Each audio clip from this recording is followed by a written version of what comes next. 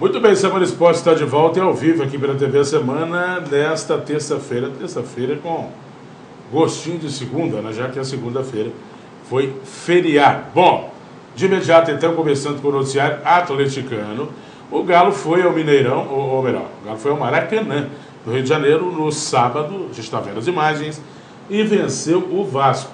O Galo venceu por 2-1, deixa eu ver os lances e também veremos os gols. Né? Aliás, bonitos os gols, né? O gol do Dátolo, sobretudo, bonito gol, né? O segundo gol da vitória atleticana, mas a gente vai ver não só os gols, como também os lances aí desta partida, porque, convenhamos, o Galo venceu, cumpriu o seu papel, porque hoje venceu o Vasco, hoje é quase que o papel, né? É quase que a obrigação, mas enfim, o Vasco não jogou tão mal, né, Jorginho? O Vasco fez o seu trabalho direitinho, mas é aquela história, né? Quando a coisa tá ruim, quando a fase tá ruim, meu amigo, o pão cai com a manteiga para baixo. E lá no Vasco parece que a queda para a Série B é fava contada. Né? Então, convenhamos, está muito complicado entender que o Vasco vai conseguir aí escapar da segunda divisão. O Galo não tem nada com isso, cumpriu o seu papel e venceu. Não é isso, Jorginho? Ô, Léo, eu não acompanhei esse jogo, rapaz. Eu estava de viagem no momento da partida e vim até ouvindo pela Rádio Globo do Rio. O Atlético não fez, né, aquele jogo que todo atleticano espera, né? Mas fez o essencial para vencer o Vasco, né? Como você bem disse, né? Lá a coisa está muito difícil. O pão está caindo, né, com a manteiga virado para o lado de baixo, que complica muito. Mas é assim mesmo os times que estão em situação difícil.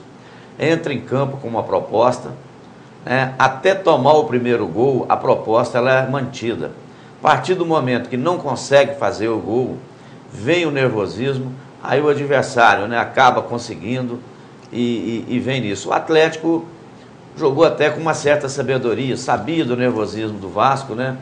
Então propôs um tipo de jogo justamente para aguardar um erro vascaíno e o Atlético poder assim ganhar a partida. Então, o primeiro gol foi uma penalidade, né, marcada em cima do Patrick, que o Atlético, né, sabidamente, a pedido do Levi, renovou o contrato do Patrick, né? Aliás, renovou não, manteve o Patrick na equipe que estava afastado, e o Patrick vem fazendo boas apresentações, né, sendo fundamental nas vitórias do Atlético.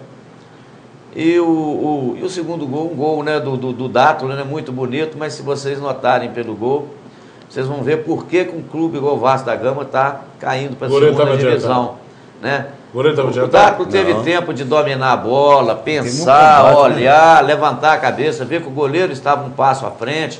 Quer dizer, a defesa e o meio de campo, né, estava pouco interessado na marcação, todo mundo displicente, sem concentração. E assim a gente vê o porquê que uma equipe não consegue, né, sair da situação que está o Vasco da Gama. Mas o São Vitor está sempre operando os seus milagres, né? Mais uma vez, as poucas vezes que foi exigido, com muita qualidade, com muita competência mesmo, né? Fazendo as suas defesas e impedindo aí que o Atlético tropeçasse. Os gols, ô Jorge, você já antecipou, né? O gol do Vasco foi marcado pelo Nenê, de pênalti, né? A gente vai ver já já. Os gols do Galo Mineiro, do Lucas Prato também de pênalti e do Dátolo. Olha bem para você ver, olha. Olha o gol do Dátolo. Dominou, limpou, olhou, olha, ninguém perto. Dois jogadores do Atlético, um espaço, né? Um buraco muito grande entre o meio de campo e a defesa, que não pode existir. Isso é o beabá do futebol, não pode existir. O que estão reclamando ali? Lindo gol, belíssimo gol. Não é toda hora que se acerta com essa precisão. Olha bem a jogada novamente, olha o espaço que tem. Olha, total, né? Custa aparecer um jogador do Vasco atrasado. Mas de canhotinho, hein? O Dátolo, ele realmente... Olha o tapão. Ele finaliza bem, sim. É um jogador que quando joga mais adiantado, o Levi usa muito ele como segundo volante também, né? Mas quando ele joga mais adiantado, ele finaliza bem também, é um jogador experiente, né? Que tem intercalado, né, bons e maus momentos no Atlético. Às vezes faz partidas especial e algumas partidas ele fica devendo. Mais lances para você dessa vitória atleticana. O Vasco foi guerreiro, né, lutou como nunca, mas perdeu como sempre, André. Olha, até que o Vasco começou um pouco melhor que o Atlético, com uma movimentação no meio de campo ali mais forte, entendeu? Após esse lance sofrido do pênalti, que é um pênalti totalmente infantil, né, do zagueiro que fez aquele lance ali, talvez devido à pressão que ele sofreu, e também foi agredido pelo torcedor antes do jogo, né? Talvez o nervosismo, a vontade que ele foi para a bola, que fez aquele pênalti que disse do Patrick. Mesmo assim, o Vasco ainda continuou tentando algumas oportunidades, o Vitor fez defesa difícil, teve um lance dentro da pequena área, onde a bola o jogador do Vasco tentou cruzar a bola bate na mão do marcador atleticano e bate no jogador do Vasco e sai para fora. O Vasco esse pênalti foi, como diz o André no início aqui do programa, pênalti maroto. Foi claro, eu achei esse pênalti meio sem vergonha. Esse pênalti foi pênalti maroto. O Vasco tinha 7 jogos e fazia um gol, meu amigo. Isso que eu falo com vocês. Eu não vou falar sobre a arbitragem, eu só quero comentar o seguinte: o juiz não deu esse pênalti, o Bandeira foi lá, assinalou, o juiz voltou atrás e marcou o pênalti. Quer dizer, há critérios para um lado, há critérios para o outro que realmente não dá para entender. Isso aí. Hoje o Vasco agora, né, joga fora, dificílima partida fora, depois pega o Cruzeiro fora de casa também, no domingo que vem. Quer dizer, André, a situação está complicada. Eu também não quero entrar no mérito se foi pênalti ou não, porque esse lance que você falou de pênalti maroto, eu não quero entrar nessa dúvida. Eu quero ficar com a entrevista do Levi. O que a gente quer saber é o seguinte: tem essa celeuma toda do Atlético contra a arbitragem. Já foi lá, né? Disse que ia mandar juiz FIFA para o Galo.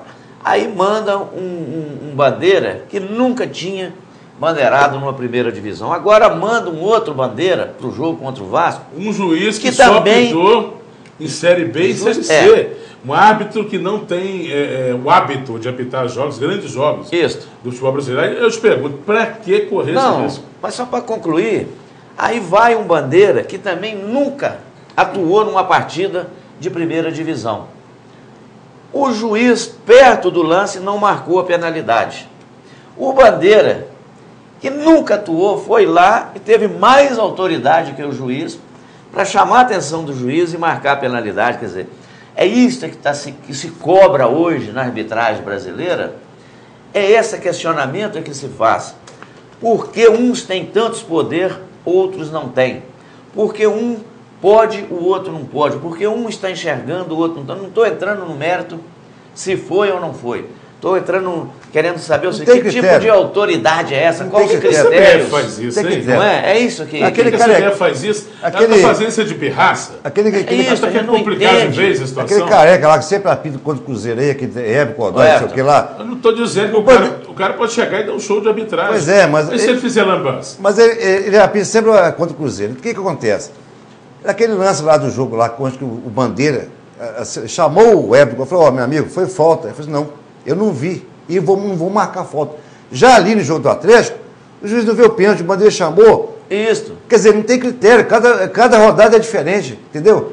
Aconteceu também outros lances de erro lá em cima lá do jogo do Flamengo, aconteceu em cima do jogo do Santos. Quer dizer, tá uma vergonha, tá ficando chato de se ver. Eu sou favorável que se use hoje o mecanismo da tecnologia no futebol para lances, entendeu?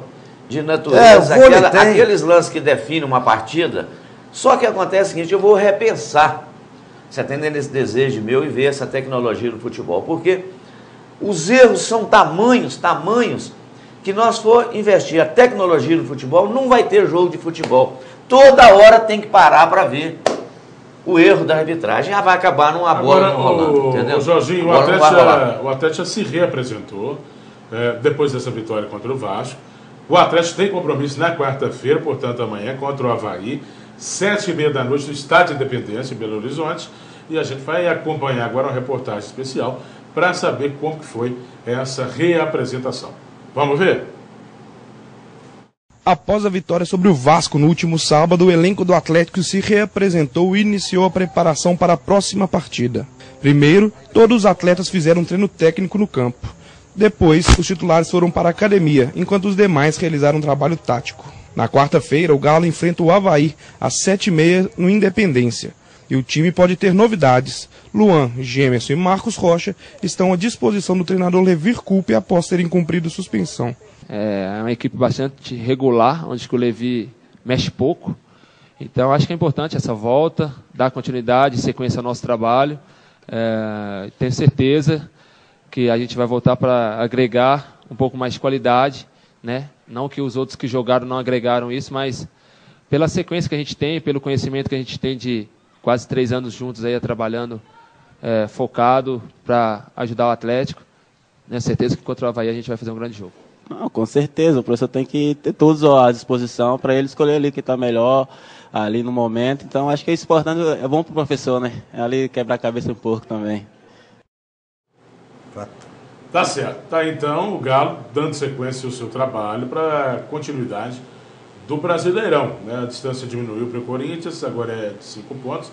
É uma distância ainda boa, considerável, mas obviamente dá para o Galo aí ir fazendo seu trabalho direitinho, né? Porque tem muito campeonato pela frente, quem sabe conseguir retomar a liderança da competição. Vamos fazer o intervalo agora. Na volta, o Cruzeiro que venceu bem, hein? Na estreia do Mano Menezes, o Cruzeiro do Mineirão, domingo, venceu por 5-1.